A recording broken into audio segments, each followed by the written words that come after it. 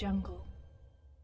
Bonjour à toutes, bonjour à tous. Très heureux de vous retrouver pour ce début de semaine sur la radio qui mouille le maillot Dingue de Sport au rendez-vous sur la 91.9, également recevable, vous le savez, sur le www.sportfmtg.com. Merci de nous faire confiance. Excellente suite de journée à toutes et à tous. Dingue de Sport parle de la première édition du mondial de Maracana à Abidjan en Côte d'Ivoire. Pourquoi l'on retrouve des Ivoiriens dans pratiquement toutes les sélections? On va en parler. La première division nationale de football est de retour au niveau des dames. En temps de va-bien, pas le cas pour Atleta dans la zone sud. Asco fait un bon déplacement à Tandouaré. On va en parler. Les éperviers juniors focus sur le tournoi UFOA à venir bientôt à Lomé du 17 au 30 octobre. On va en parler avec la réaction, on va dire,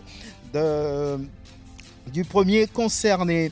On parlera également des éperviers locaux qui ont fait leur dernière séance d'entraînement ce jour. La réaction du patron de cette sélection, Koubadia Kader. Et puis, on va tout simplement dire que Dingue de Sport invite aujourd'hui Angelo Folikoé, Latif Yirouma de la rédaction de Sport FM, sans oublier Prosper Agboklou qui est également de la partie. La vidéo, comme toujours, est l'affaire de Sir Fonelom. La coordination technique, c'est bien Pélagie Mekoum. Merci de nous faire confiance. Bonne arrivée, Franck Nounyama.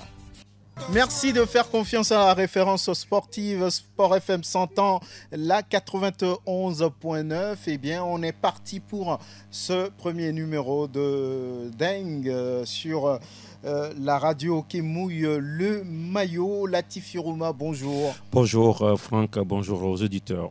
Prosper Agboklou, merci d'être en studio. Merci pour l'invitation, un plaisir d'être toujours ensemble. Un plaisir partagé. Angelo Folikoé, merci d'être là. Salut sportif, Franck, bonjour à tous. Très bien, et on commence par la première édition du mondial de Maracana, là-bas à Abidjan, en Côte d'Ivoire. Le premier résultat du pays, du Togo, j'allais dire, ne surprend personne. 6-1 face à la Guinée équatoriale. Oui, les éperviers maracaniens ont déroulé ce jour-là, pas de problème. Alors, une seule question, parce qu'on a fait un constat dans presque toutes les sélections qualifiées pour cette première édition de la Coupe du Monde, on y retrouve des Ivoiriens. Comment ça se comprend? Est-ce qu'on a forcé un peu cette compétition? Oui, on a plus que forcé. On n'invente rien, on invite les auditeurs et même en même temps les curieux qui veulent découvrir justement cette discipline qui est nommée le Maracana, créée, ou bien on pourra dire qui a vu le jour en Côte d'Ivoire, après transposé ici à Lomé sur le campus avec les étudiants. On pourra parler des pionniers comme Unido Bache, comme John Boukari, comme Aimé Aïssou, Etienne Bafaye, aujourd'hui premier vice-président de la FIMA, pour parler justement de la compétition qui a lieu du côté d'Abidjan en Côte d'Ivoire. J'ai pris soin de suivre pratiquement tous les matchs qui se jouent par jour. Que ce soit la sélection du Canada, de la France, de la Belgique, vous voyez que des Ivoiriens. Vous prenez un Yacouba Silla qui est belge. Et dans l'équipe belge, vous ne voyez aucun blanc. On sait très bien que la Belgique, c'est un pays européen. Oui, bien sûr. Et les Yacouba Silla, des Blaise Kouassi, par exemple, dans l'équipe de France. Ancien international ivoirien. Exactement, qui était de la campagne 2006 des éléphants de Côte d'Ivoire, qui a fait la SEC Mimosa et tout. Oui, on peut peut-être se dire que ce sont des Ivoiriens nés en France ou des Ivoiriens qui ont la nationalité française, mais quand vous fouillez, franchement, vous dites que ce n'est pas forcément le cas. Alors, du côté du Brésil, par exemple, là, on a vu de vrais Brésiliens qui sont arrivés, les Jorge Santos, quand vous voyez même la peau, le maillot, tout ce qui va avec, vous sentez que oui, ça, ce sont des Brésiliens. Alors, je m'interroge là-dessus. On parle forcément d'une Coupe du Monde où on a des équipes qu'on vient de citer. Qu'est-ce qu'on recherche? La notoriété de la discipline? Si c'est ça, mais faisons les choses de manière progressive. Le constat qui se dégage, ça reste un avis personnel, c'est comme si Bleu Charlemagne veut tout faire pour non seulement mettre l'image de la Côte d'Ivoire au premier plan et finir, pourquoi pas, la compétition avec le trophée à la maison, histoire de se dire, nous avons organisé la première Maramonde, Nous gardons le trophée chez nous et peut-être les années à venir, bon, on va essayer de diversifier, de voir un peu comment ça va se passer après. Pour terminer en disant, il y a même, durant l'AG qui s'est déroulé en marge de la compétition, déjà des pays qui sont on pourrait déterminés pour les prochains mondiaux. Le Brésil, par exemple, va accueillir, je pense, dans 2 ou 4 ans, la prochaine Maramonde. Vous pensez que le Brésil, en matière de Maracana, est un pays qui connaît bien cette discipline-là? Les responsables nigériens ont été fous furieux par rapport à cette situation. Justement, le Niger est l'un des pays fondateurs de la Fédération internationale de Maracana et associations. Mais comment est-ce qu'on peut demander, par exemple, au Niger de disputer des qualifications alors que des pays comme la Belgique, le Canada n'ont même pas disputé les qualifications? On leur donne une invitation pour venir à une telle compétition. Il y a un problème. Il y a un problème. Sauf que, malheureusement, je dis, et cela n'engage que moi, M. Charlemagne Bleu, lorsque vous rentrez un peu en conflit, en discussion, en échange avec lui, c'est quelqu'un qui n'aime pas, voilà, il ne vous donne pas la parole aussi facilement pour le laisser critiquer. Pour lui, c'est un diktat, il est là, tout ce qu'il dit, tout le monde doit dire oui. Et moi, je dis, ça ne doit pas se passer comme ça. Je termine en disant que, quand vous prenez aujourd'hui le comité exécutif de la FIMA, le premier vice-président, c'est un Togolais. C'est un Togolais. Etienne Baffaye, oui. L'ancien président de la FETOMA. Mais vous sentez que oui, dans les discussions, lors des AG, les prises de décision, ça ne pèse pas. Et ça frustre, ça fait très mal. Ça fait très mal. Monsieur Bleu Charlemagne. Bleu Charlemagne, Latif Youma, vous comprenez une telle situation. Mais on a comme l'impression qu'on force la compétition. Les gens ne sont pas prêts pour le Maracana partout. Le Togo, oui. La Côte d'Ivoire, oui. Mais dans les autres pays, c'est maintenant que les gens commencent par apprendre. Mais on veut forcer un tout petit peu la compétition parce que, comme on le dit, on retrouve presque des Ivoiriens dans les sélections qualifiées pour cette première édition. Oui, bon, je pense qu'Angelo a dit beaucoup de choses. Bon, maintenant, le mot, il est là, l'objectif, il est là. Il force les choses parce qu'ils ont un objectif. Ils l'ont dit également au sortir de la G, ils veulent faire de cette discipline dans les prochaines années une discipline olympique. Oui. Et là, c'est un peu comme, voilà, quand vous prenez un mot dans le vocabulaire, il faut intégrer ce mot à l'académie. Et avant que le mot soit intégré à l'académie, il faut quand même que beaucoup de monde commence quand même à utiliser, à employer le mot.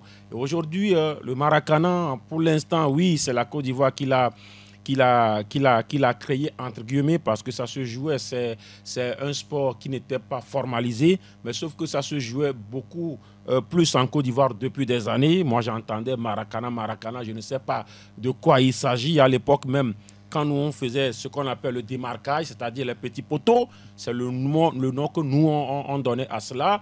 Vous allez entendre quand c'est un Ivoirien va dire que vous faites du Maracana. Voilà.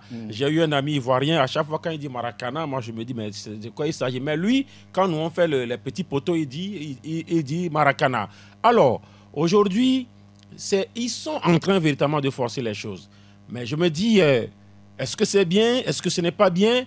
Parce que quelque part, il faut aussi forcer les choses. Parce que peut-être que c'est la forme, la façon de le faire qui n'est pas bien. Quand vous prenez par exemple le cyclisme, il y a de ces tours-là où vous voyez un pays qui organise et qui a 2 équipes. Mais l'équipe A constituée des compatriotes, c'est-à-dire des autochtones. Mais quand vous prenez l'équipe B, mais écoutez, des fois, c'est des étrangers qu'on met dans cette équipe-là. On vous dit l'équipe B, par exemple, du Togo. Mais vous allez voir des Blancs qui sont dedans.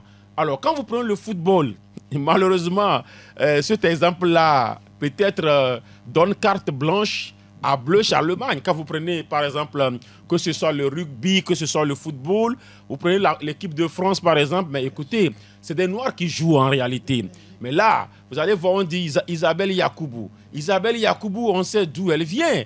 Vous prenez Clarisse Agbenienou, on sait d'où elle vient. Mais ce sont quand même des gens qui compétissent pour l'équipe de France. Aujourd'hui, mais il y a tout un processus avec ça. Il y a un processus. Ici, peut-être c'est la procédure qui est chose. Et surtout que Bleu fait, en tout cas, pratiquement, c'est une dictature, comme Angelo l'a dit, et ça ne pèse pas par rapport à ceux qui sont avec lui. Mais à un moment donné, comprenez qu'au niveau de la Confédération africaine de football, on a vécu ces situations avec, paix à son âme, Issa Hayatou. À un moment donné, ce que Hayatou dit, mais c'est ce qui doit se faire. Et beaucoup ont critiqué. Mais à un moment donné, il dit il a un objectif. Il veut amener le football africain quelque part. Est-ce que c'est bien? Est-ce que ce n'est pas bien? Mais aujourd'hui, malheureusement, c'est ce que Bleu est en train de faire. Sauf que tout se fait au crédit de la Côte d'Ivoire. La première la CAN. Non, la première CAN de Maracana, c'était en Côte d'Ivoire. La première Coupe du Monde de Maracana, c'est en Côte d'Ivoire. Et imaginez, quand ils jouent, ils font tout pour gagner. Parce que selon ce que nous on a comme information, Bleu Charlemagne, c'est avec ses résultats, c'est avec ce qu'il fait sur le terrain qu'il va récupérer de l'argent chez le président de la République, Alassane Ouattara. Et alors, personne ne veut perdre, tout le monde veut gagner. Et quand il arrive avec les résultats, c'est l'enveloppe qui sort. Mais est-ce que cette enveloppe-là sert à la FETOMA et à la FIMA? C'est la question qu'il faut aussi se poser. Il est là depuis 12 ans à la tête de la Fédération internationale de Maracana Association, créée ici à Lomé. Vous vous souvenez, il a encore peut-être 20 ans à faire. Personne ne bronche. Non, oui, mais c'est lui qui est là. Et quand il ne sera pas là, quelqu'un viendra. Voilà, pour le moment, c'est lui. Voilà. Personne ne parle. Je suis là et c'est moi qui décide. C'est bien, Prosper? C'est le blatter de Ah bon, c'est le blatter de Maracana. Vous savez, en écoutant mes deux collègues précédemment, ça me ressemble, ça me revient à l'idée où, au moment où on était encore enfant, c'est le patron du ballon. C'est lui qui s'occupe de tout, c'est-à-dire il choisit des joueurs. Ouais. Quand tu le bouscules, et il prend le ballon. On a pour tirer il prend le ballon et puis voilà, il s'en va. C'est l'idée qui m'est venue vraiment et ça m'a fait rire. Je crois que on est dans ce... On est dans, malheureusement, c'est un spectacle qu'on est en train de vivre et là, je crois quand même que, tel que raconté, l'histoire commence par vraiment être très amusant. Charlemagne, Bleu Charlemagne plutôt, veut quelque chose. Il veut quelque chose et il met tout en place pour gagner. Maintenant, il va falloir quand même qu'aux autres, Angelo l'a dit tout à l'heure, le premier vice-président, c'est un Togolais. Il faut qu'il donne de la voix. Il faut qu'ils arrivent à créer cette différence-là. A-t-il les moyens de le faire? Voilà, c'est ça le problème. Maintenant, moi je dis, on ne peut pas être responsable et ne pas avoir la quintessence de pouvoir réagir. Vous êtes un responsable. Bon, maintenant, est-ce qu'on est en train de préserver le poste? À quelle fin? Bon, ça, c'est la question qu'on se pose. Le Togo en est peut-être victime, mais pas victime tout de suite, mais par la suite. On ne sait pas comment est-ce que... Parce que c'est lui qui va choisir même les arbitres, tous ceux qui vont officier. Beaucoup d'arbitres ivoiriens. Voilà, ouais, à peu près. Donc, ils vont décider, ils peuvent décider du sort de la compétition, mais si on reste, comme on appelle, sans rien dire, je crois quand même que ce n'est pas une bonne chose. Ça, c'est à dénoncer. Il va falloir quand même... Le sport reste universel. Il faut libérer les choses. Bon, maintenant, si lui veut le prendre, qu'il n'y a aucune opposition, bon, libre champ, lui. Il n'y a aucune opposition, visiblement, parce que même la nouvelle formule arc-en-ciel, ce n'était pas dit au départ. La Côte d'Ivoire a un championnat junior là-bas, les autres pays n'en ont pas, mais il a imposé que ça va se faire au cours de cette Coupe du Monde. Donc, on comprend bien que, oui, il a envie de tout gagner. Et oui, le trophée doit rester en Côte d'Ivoire. Il faut. Moi, oui, mais je me dis, c'est vrai, c'est la façon de le faire. Il devrait quand même, comment on dit, recevoir bien, tout faire pour avoir de l'unanimité autour de lui. Sauf que voilà, ça murmure trop. Sinon, à un moment donné, on a besoin également de cette façon de faire pour pouvoir justement arriver à une fin. Quelque chose qui n'arrange pas tout le monde. C'est ce que je dis. Ça arrange tout le monde. Ouais, oui. Mais quelque part aussi, nous aussi, c'est ce qu'on veut. Parce que voilà, oui, on n'a pas de personnalité. Écoutez, mais des fois même, quand on dit même les cotisations et autres, des fois, il y a certains pays...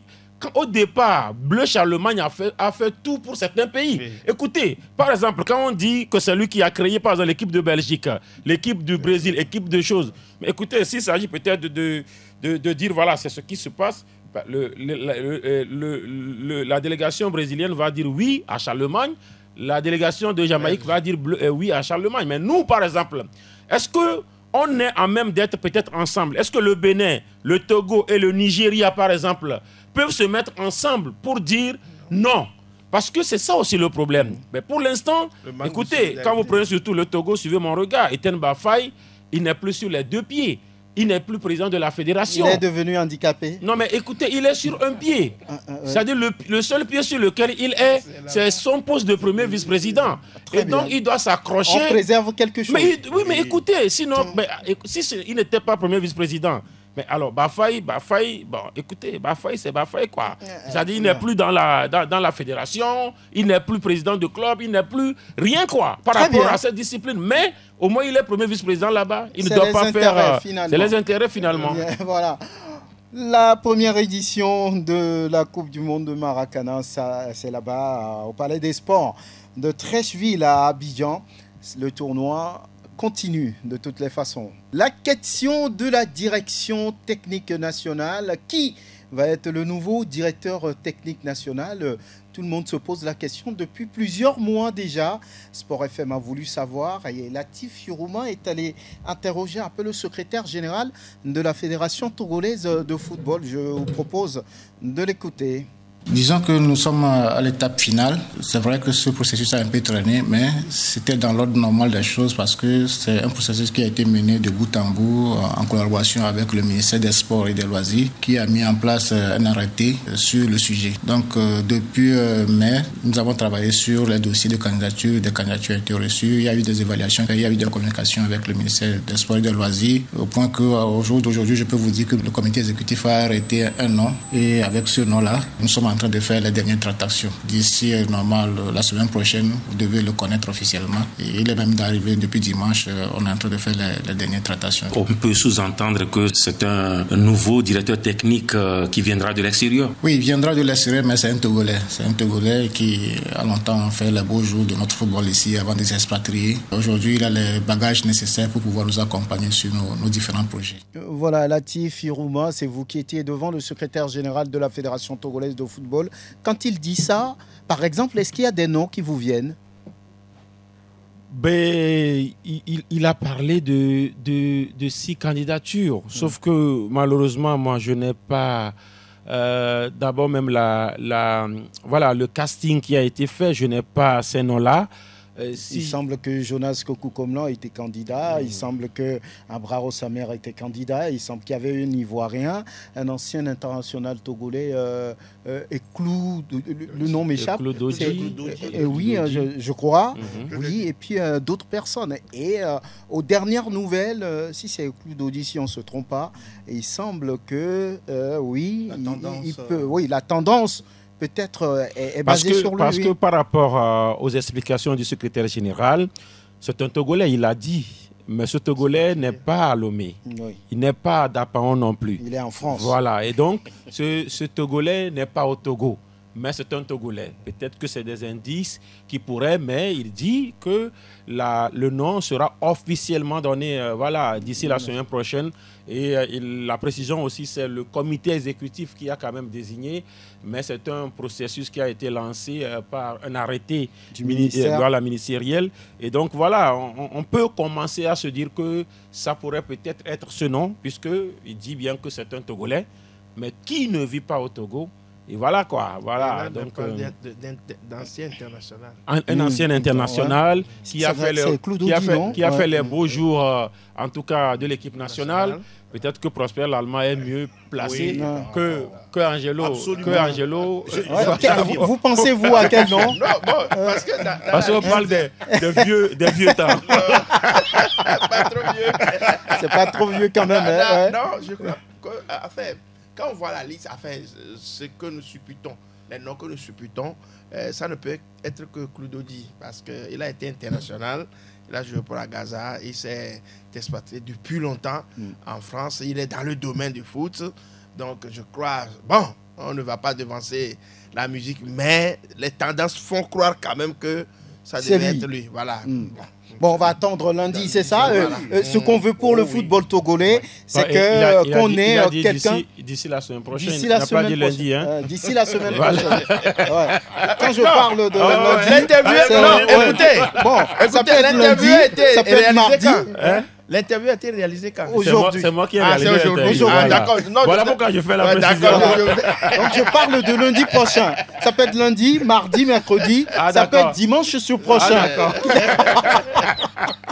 Voilà, ce qu'on veut pour le foot togolais, c'est que ce football arrive quand même à avoir une identité maintenant et avoir quelqu'un qui maîtrise ce département-là, parce que la direction technique nationale, c'est quand même l'éminence grise du foot national, quand on parle de direction technique nationale. Oui, c'est un aspect très très important dans le développement, sinon la promotion de cette discipline. On sait très bien que le COMEX, depuis l'arrivée du colonel Gekossi Akpovi depuis 2016, oui, il a cherché, avec, je pense à ses collaborateurs, à trouver cet oiseau rare là qui doit mettre une véritable base de développement de cette discipline de Lomé à Saint-Cassé, tout en bénéficiant également des apports extérieurs, parce que l'on le veut ou pas, aujourd'hui, le football, ce n'est pas une science qui va dans un seul sens. Vous avez la possibilité d'aller à l'extérieur, faire des formations ou soit accueillir des experts pour vous accompagner et également faire avec le contexte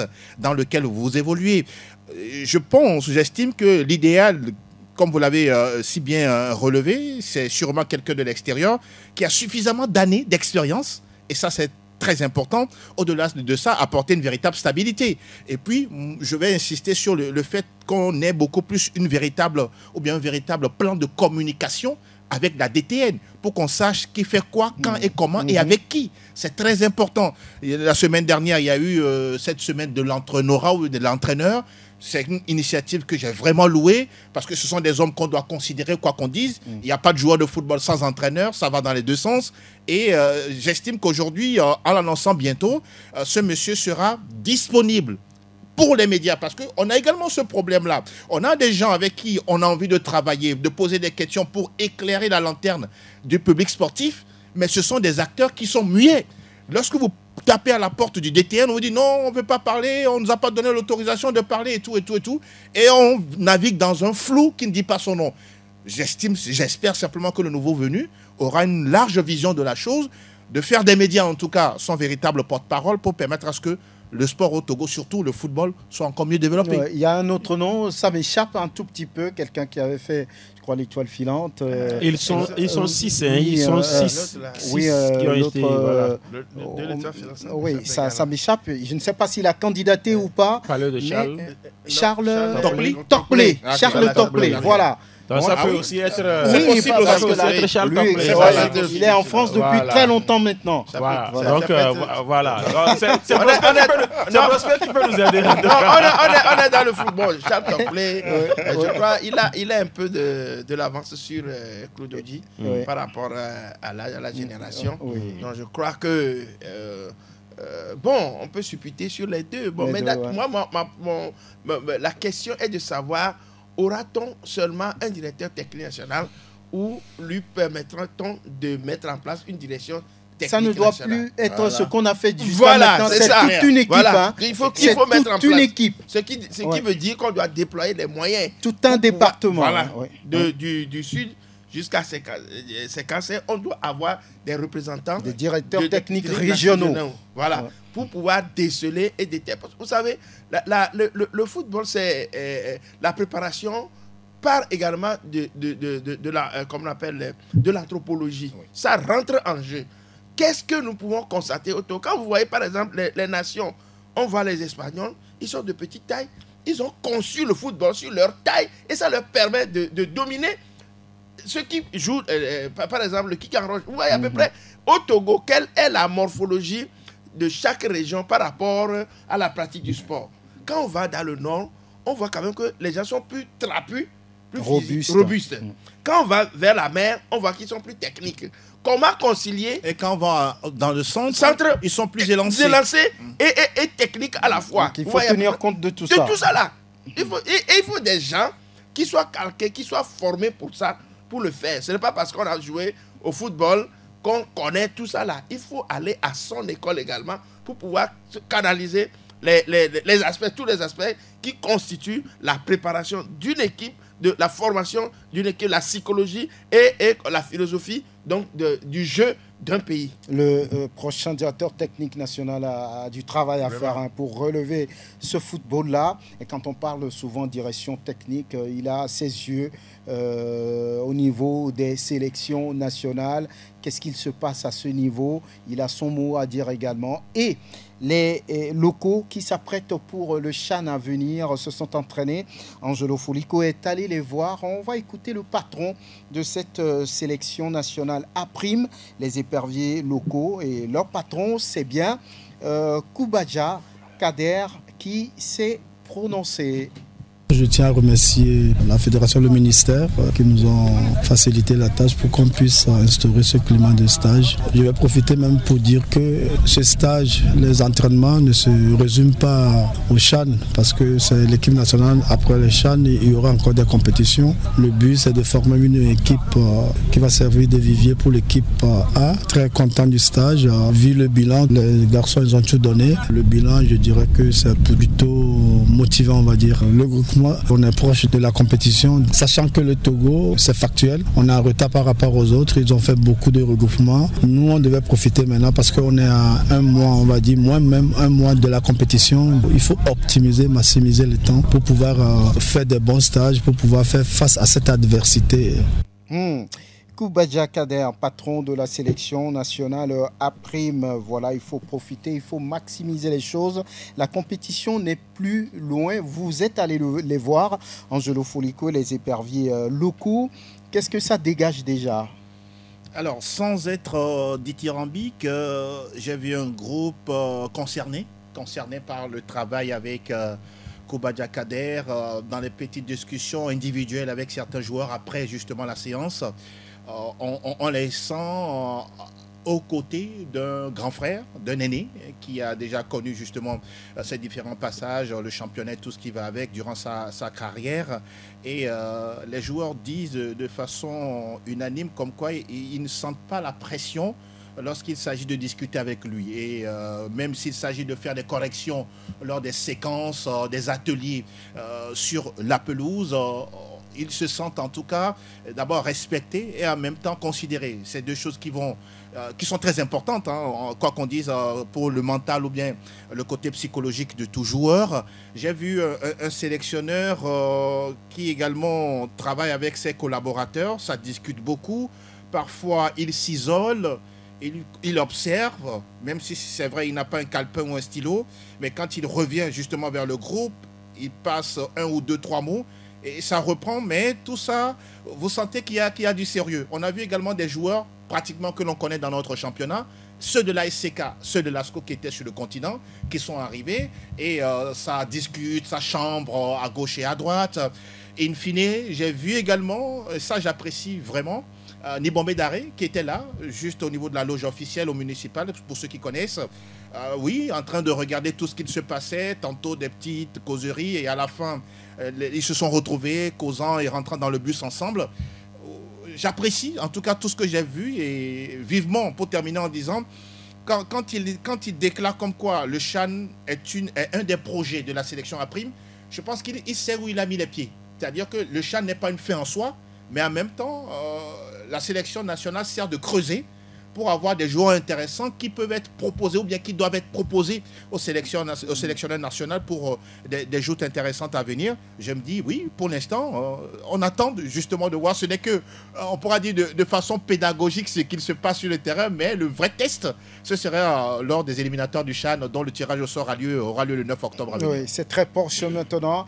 Il a dit, Latif Youruma, le CHAN, oui, mais ça ne fait pas tout avec la sélection locale.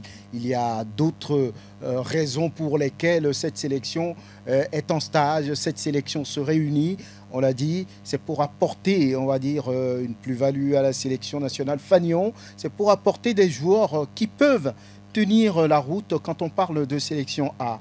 Je pense que oui, parce qu'aujourd'hui, quand vous checkez un peu le groupe que le Togo a au niveau donc voilà, du nid, je me dis il y a plusieurs de nos joueurs qui ne jouent pas dans leur club. Et quand on vous fait les statistiques même, vous avez froid dans le dos. Quand on vous dit, voilà, sur 23, Togolais par exemple, du dernier match, 15 ne jouent pas. Ou 15 n'ont même pas eu une minute. Pas une minute avec leur club. Mais ça fait froid dans le dos. Et donc aujourd'hui, ils sont obligés d'être ensemble. Quand vous prenez également le nouveau format du CHAN, qui inclut aussi des joueurs qui sont aussi sur le continent, ouais. Je me dis que le staff A et le staff A' sont obligés d'être ensemble. Voilà pourquoi en amont, nous on pense et on continue de le penser que le sélectionneur A' qui se trouve dans le staff de la sélection Fagnon, c'est une bonne chose. C'est une bonne chose. Et c'est bien qu'on voit Nibombé Daré avec eux au niveau de en séance d'entraînement. Maintenant, ce qu'il faut relever, c'est que il n'y a pas, moi je le dis parce que je sais ce que je dis, il n'y a pas cette entente, cette atmosphère saine entre le staff de l'équipe A' et le comité exécutif de la Fédération togolaise de football. Pourquoi dites-vous ça? Franck, je sais ce que je dis. Oui, mais pourquoi vous le dites? Ils ne s'entendent pas. Sur quel point? Je vous dis, même sur le dernier aspect lié à Avoto Bruno, mais ça encore... Il y a eu grabuge. Oui, qu'est-ce que Avoto Bruno vient chercher? Parce qu'on n'a pas sélectionné. Est-ce que vous l'avez vu à la séance? Vous l'avez vu à la séance? La fédération a refusé qu'on le sélectionne. Ce n'est pas la fédération qui sélectionne. Oui, bien sûr. Mais quel est le problème? C'est le staff qui sélectionne. Oui, bien sûr. Mais il n'est pas dans la sélection. Et ça, c'est la faute à qui? Oui, c'est ce que je dis. Oui. Quand il y a une situation comme ça et que peut-être la fédération estime qu'il y a encore moyen de faire bien des choses. Vous pensez que la fédération devait intervenir sur ce fait-là? Elle l'a fait. La fédération l'a fait. Mais sauf que Avotor n'est toujours pas à la séance d'entraînement. Et quand ça se passe comme ça, parce que j'ai écouté Kader remercier le ministère et la fédération. Mais je me dis, il a besoin du ministère et de la fédération pour réussir. C'est important. Et donc, je me dis, il faudrait que cet aspect-là soit soigné, qu'il y ait entente entre l'employeur et l'employé. Angelo a parlé de l'entente entre les joueurs et le staff. C'était une force avec Abalo Dossé et les joueurs. Abalo Dossé a toujours été bien avec ses joueurs. Quand vous les entendez sur et hors du terrain, c'est bien. On sent que c'est un joueur qui est devenu entraîneur et voilà. Et donc, si Kader a également ses prédispositions, c'est déjà bien qu'il puisse bien prendre les joueurs comme ses petits frères, pas de les caresser dans le sens du poil, on ne l'a pas dit. Mais quand il a le discours d'un joueur devenu entraîneur, je pense qu'il a toutes les chances avec bien sûr un adjoint qui se connaît en la matière. Je veux parler de Kodjo Afiadigban. Il a un très bon adjoint, il faut quand même avoir le courage de le dire. Et avec un très bon adjoint, parce que le poste d'adjoint n'est pas facultatif. Hein. Et quand il a un très bon adjoint, c'est parce qu'il a un très bon adjoint qu'il s'isole parfois. S'il n'a pas un très bon adjoint, il ne peut pas s'isoler. Je reviens justement sur la question d'Avoto. Vous dites que la fédération a parlé, a fait ce qu'il fallait, mais le problème se trouve à quel niveau? En fait, ou bien le joueur a voyagé. En fait, Kodjo a essayé de relativiser. Kodjo Afiadigban que nous avons eu la semaine dernière, je l'ai eu en interview. Il a dit que ce regroupement ne dessine pas l'équipe du CHAN. C'est un regroupement. Et certains joueurs, ils les connaissent déjà, d'autres pas encore. Ils connaissent déjà qui ne sont pas sur la liste, mais il a essayé de relativiser. Ça suppose que tout ce que Angelo a vu aujourd'hui, ce n'est pas dit qu'ils seront directement au CHAN. Alors, tous ceux qui sont restés chez eux à la maison, ça ne voudrait pas dire aussi qu'au moment du CHAN, ils seront à la maison. Est-ce que c'est un argument convaincant? Je me dis que Avoto peut être là, ça ne change rien. Oui, mais je me dis Avoto, au nom du fait qu'il est fini meilleur buteur du championnat, il doit être là, même si c'est pour donner de l'eau aux autres. Même si c'est pour donner de l'eau aux autres, il doit être là. C'est là où se trouve le problème. Mais je me dis pourquoi Kader ne l'a pas invité. Et ça, c'est un problème que la fédération a voulu. Parce que, écoutez, on vous dit, c'est comme vous êtes un employé. Vous dites, vous avez besoin de 20 micros. D'accord? Alors, votre employeur vous dit, je vous donne 21 micros. Prenez les 21 micros. Si vous ne voulez pas d'un micro, quand même, prenez les 21 micros. Vous pouvez mettre l'autre micro entre vos jambes. Et puis ça ne tue personne. Je me dis que la fédération a intervenu dans le cas à vos torts. Mais quand le staff dit non, moi c'est parce que, je me dis, Daré a failli faire cela, mais il s'est ravisé. dans le cas justement, parce que je me dis, la roue ça tournait, parce que quand à Votor, et je dis à Votor, quand Daré est venu dire qu'il ne voulait pas de Kader, mais on a dit, mais ce n'est pas toi qui désigne qui tu veux, lui il est là. Mais aujourd'hui, je me dis, à Votor, c'est lui qui a marqué plus de buts que les autres. Prenez-le, je me dis, même si c'est pour donner de l'eau aux autres, il devrait être également en regroupement. Voilà. Très bien. On va pouvoir avancer maintenant. On va avancer sur le championnat de football féminin qui a repris. Mais avant, on va marquer juste une pause et on se retrouve. Et ce championnat qui a repris la première journée de la phase retour, c'était ce dimanche, avec dans le groupe A, en 2 qui va très bien.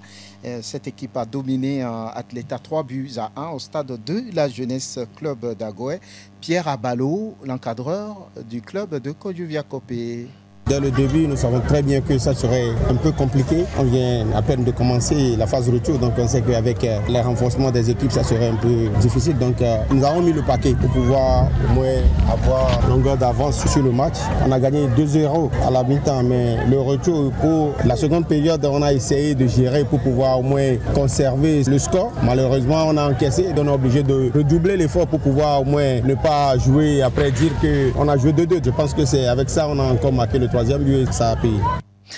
Pierre Abalo de l'encadrement de Entente de le leader de la zone sud. Et puis en face, c'était Kpakpo Koumi.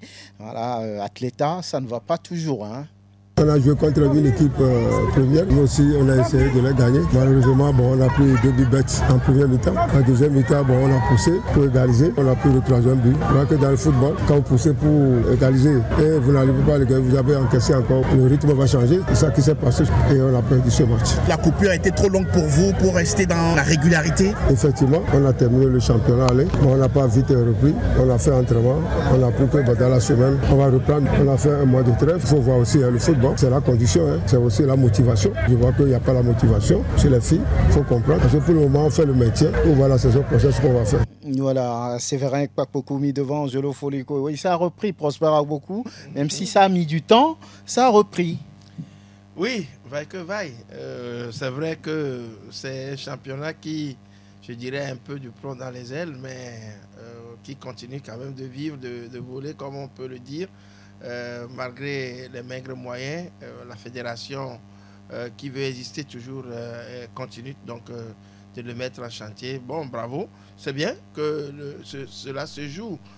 Maintenant, la capacité des filles par rapport aux facteurs sociaux, culturels est en train d'être petit à petit dissipée parce que on a vu que par le passé, c'est difficile au moment de l'année scolaire de faire jouer les filles, mais bon, comme on est revenu, et surtout que beaucoup de clubs ont opté pour qu'on appelle les filles de l'autre côté, enfin, qui viennent donc au-delà des frontières. Oui, donc je crois que ça va. Vous comprenez ce qui se passe avec Atleta? Bon, Atleta, je crois qu'au départ, on a l'impression que Atleta n'est pas vraiment inscrit dans comme on appelle la participation de ce tournoi, parce que au moment où tout le monde se préparait, Atleta à peu près quand vous vous approchez du staff technique, c'était l'autre Kpakpo qui était là avant, mais là c'est le second qui est là. Donc je crois dans le discours, vous allez comprendre que bon, Atleta veut refaire les choses à la base, c'est-à-dire ne plus partir avec les anciens, puisque la plupart d'entre elles sont en pré-retraite. Il faut remettre donc du neuf et à partir de là, reconstruire l'équipe à la base. Bon, maintenant, les autres, eux, sont partis donc de construire le toit déjà à partir du haut. Ils sont partis chercher de travailler avec les jumelages et autres là. Donc, pour l'instant, je crois que le projet va vraiment va très mal, il faut le dire. Elle a eu une seule victoire sur les 7 lors de la dernière journée. Elle a gagné 1-0, mais ça ne suffit pas pour faire vraiment, pour remplir le cas des charges qui se sont... Mais bon, il leur faut du temps pour vraiment rentrer dans la marche. Et ça, je crois que ce serait difficile.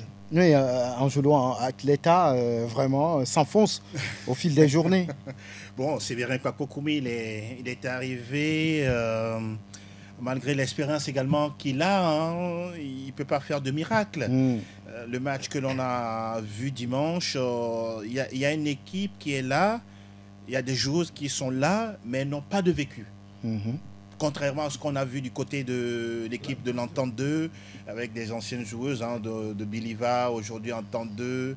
Et la preuve, oui, Entente 2 menait tranquillement 2-0. Après, voilà, elles ont égalisé, les filles de Séverin Kpapo-Koumi. Mais après, encore une fois, elles sont retombées voilà, dans une série de maladresses, de mauvais dégagements, de mauvais espaces.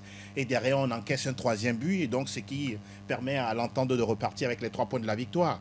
Séverin Kpapo-Koumi, oui, il a parlé tout à l'heure de motivation. Motivation d'abord intrinsèque, ce qui est normal. Et j'estime, tant qu'on ne va pas aller ou orienter le football féminin vers la professionnalisation, on va toujours tergiverser. Beaucoup. On peut, puisqu'au niveau des messieurs, oui. ça a du plomb dans l'aile. Ça tangue toujours. Vous ne pouvez pas être amateur, aller battre ceux qui s'entraînent tous les jours avec des moyens, des infrastructures de très très bonne qualité. Oui, le miracle n'existe pas dans le sport. C'est une question de travail et de moyens mis en place. Aujourd'hui, du côté de l'Atleta, entre-temps, le président n'était pas forcément emballé par le fait de démarrer le championnat parce que aujourd'hui, les filles qui sont là, tantôt, elles sont 12 en entraînement, la journée qui suit, elles sont 6. Mais comment est-ce que l'entraîneur peut travailler dans ces conditions? C'est compliqué. Au-delà de ça, les filles, on les connaît, comment ça va? À un moment donné, on cherche à avoir la petite pitance qu'il faut pour gérer la maison. Et après, on vous demande encore de jouer au football. Donc, avec tous ces paramètres, c'est compliqué. Peut-être qu'aujourd'hui, du côté de l'Entente 2, on a compris le projet autrement. On fait des sacrifices, on se saigne. Voilà pourquoi on ne cessera jamais de jeter des fleurs à ces présidentes de clubs ou à présidentes de clubs également qui y mettent les moyens. Mais bon, pour l'instant, Entente 2 fait son petit bonhomme de chemin. Elle veut finir en tout cas première de la classe. Pour l'instant, elle est sur la bonne voie en attendant justement les prochaines sorties. En attendant les prochaines sorties, 3-1 pour l'Entente qui s'échappe, on va dire, au sommet de la poule A. Les autres résultats, en attendant de revenir ici avec vous, Latif Yorouma. 0-0 entre US Amou et AFC d'Arépé. Même score entre Wina Girl de Ngotien et l'AS OTR. AC Barracuda était exempté dans la zone nord. C'est Asco qui prend aussi ses distances sur ses poursuivants. Les Akpémans ont battu en déplacement Fouadan 2-1. Bonne opération de Tambo qui l'emporte aussi en déplacement 2-0 sur Semassi. Puis 0-0 entre Unisport et Koroki Metete. Doumbé était au repos. Asco est seul en tête avec 19 points dans la zone nord. 11 unités pour Fouadan, classé 2e. Doumbé est l'antenne rouge avec toujours 0 pointé. Dans la zone sud, c'est l'Entente 2 qui mène la danse avec 17 points suivi de Arrêt, 12 unités. AC, Barracuda, Winaguel et Atleta sont derniers avec 4 points chacun. Latif Yorouma, est-ce qu'on peut déjà pointer du doigt ceux qui vont se qualifier pour la suite de cette compétition? Oui, parce que quand vous avez 7 journées à disputer en phase aller, 7 en phase retour, il y a eu déjà 7 de la phase aller, la phase retour a démarré, un match aussi d'évacuer. Il reste 6 matchs. Sur les 6 matchs, vous prenez par exemple Asco qui a déjà, j'ai bien envie de dire 8 points. 8 points de différence entre lui et son poursuivant immédiat. Je crois véritablement qu'il faut que peut-être Asco perde tous ses matchs et que son poursuivant gagne tous ses matchs. Donc je me dis, certains clubs sont déjà pour l'instant susceptibles directement de jouer les playoffs parce que les playoffs vont regrouper les deux premiers de chaque poule. Les deux premières équipes de chaque poule. Maintenant, le danger, c'est que les derniers de chaque poule vont tomber. Voilà, parce que ce n'est plus la NBA comme depuis 2-3 saisons où voilà, on jouait. Personne ne tombe. Où personne ne tombe. Tout le monde reste. Voilà. Donc là, il y a quand même les derniers qui vont tomber. Et quand vous prenez le cas, par exemple, Doumbé à 0 points. Vous prenez par exemple Semassi, est avant-dernier actuellement, avec 7 points. Unisport, qui suit, avec 7 points également. Vous prenez Lomé, il y a 3 équipes qui ont 4 points chacune. Il y a 4 pour AC Barracuda. C'est vrai que AC Barracuda a encore, je dirais, 7 matchs à disputer. Vous prenez également l'équipe de, Wina Girls, qui a 4 points. Vous prenez Atleta qui a 4 points. Là, c'est un peu serré, très serré, sauf qu'il y a l'entente qui se détache. 17 points, 12 pour Ahé. Mais là, l'équipe qui étonne négativement, c'est bien sûr l'AS Sautière, ancien ami du monde. Ouais. Parce que là, difficilement, on comprend cette équipe-là qui a du mal. Alors que, normalement, dans la nouvelle configuration, j'ai eu la chance de suivre le tout premier match de l'Entente 2. Pierre Abalo a dit que le nouvel environnement leur donne des ailes. C'est comme Red Bull qui donne des ailes.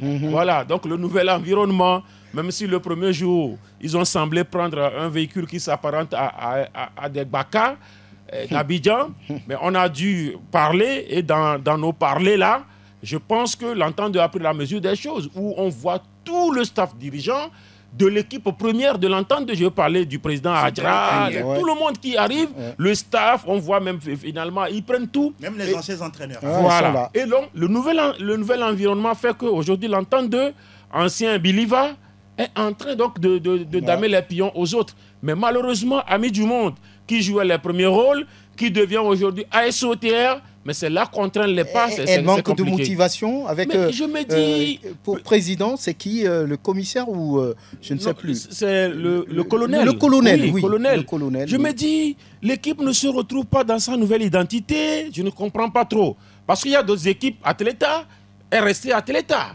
C'est parce que c'est la démotivation. Le président qui n'a pas pu s'entendre sur les termes du jumelage, de la fusion, absorption, comme on le dit avec l'Entente 2. Il a voulu faire cavalier seul. Apparemment, lui-même, il n'est plus totalement prêt à sortir des sous parce que voilà, il estime qu'il met des sous dans le désert, il prêche dans le désert.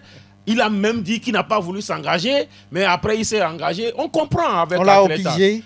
Bon, il s'est ravisé. On comprend avec l'Atleta, mais avec Ami du Monde devenu OTR, moi j'ai du mal à comprendre franchement ce qui arrive à cette équipe qui aujourd'hui ne se retrouve pas alors que c'est maintenant qu'elle était susceptible d'avoir les moyens. Oui, Prosper, vous comprenez, parce que là, normalement, cette équipe d'Amis du Monde devenue ASOTR devrait jouer les premiers rôles, mais c'est Entente 2 qui se montre, on va dire, solide actuellement, hein, oui. Et certainement dans les playoffs. Oui, bon, peut-être certains diront que dans la vie d'un homme, enfin d'une personne ou d'une société, il y a aussi ce passage à vide. Peut-être qu'ils repartent de l'un pour mieux sauter, on ne sait jamais. Bon, on dirait peut-être que cette équipe a gagné depuis le temps de Glopor jusque-là. Peut-être qu'elle a voulu faire un peu de répit. Bon, sauf que en matière de sport, quand vous voulez faire du répit, il faut mettre quand même tous les qu'on appelle les moyens pour pouvoir ressurgir. Et sinon, les autres vont vous dépasser largement. Bon, maintenant, il faudrait qu'ils nous expliquent. Parce que moi-même, au-delà, je ne vois plus l'enthousiasme qu'il y avait. Vous voyez, même pour la Champions League, elle avait désisté au profit d'Asco féminine. Voilà, manque de moyens, certainement. Bon, c'est ça. Donc, mais c'est ce qui est bizarre.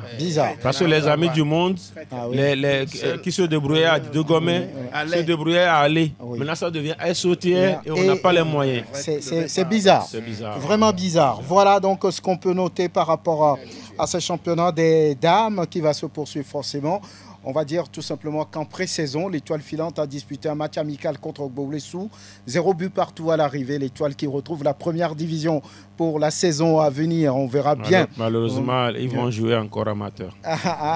Mais on verra, puisque là, non, il n'y a rien à voir. Il n'y aura pas de Ligue 1. Peut-être qu'on va avoir des choses avec Maître Tete Wilson Baon, à qui on dit bonjour. À noter également que la semaine de l'entraîneur a fait de Wadia Lantam le meilleur entraîneur de la première division nationale. Et derrière, on a Agrien Wassiou, meilleur entraîneur de la D2. C'est normal parce que là, on a fait venir également le CDF Aknour en première division nationale. On attend justement ce club-là qui fait, on va dire, qui déroule un bon football. Latifi Rouma, merci d'avoir été là. Prosper Agbouklou. Angelo Foliko, merci. Merci à Sir Fonelom pour la vidéo. Pélagie Mekoum à la mise en onde. Portez-vous bien. À bientôt.